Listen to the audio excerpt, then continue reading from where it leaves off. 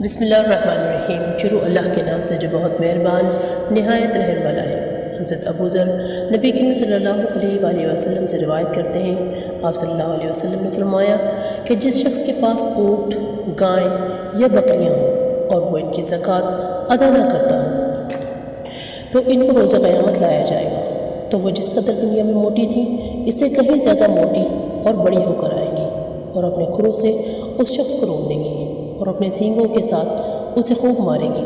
جب ان میں سے آخری گزر جائے گی تو پھر پہلی والی کو حکم دیا جائے گا، وہ دوبارہ آئے گی اور یہ سلسلہ اس دن تک جاری رہے گا جب تک کہ لوگوں کے درمیان جہنم یا جنت کا فیصلہ نہیں ہو جاتا۔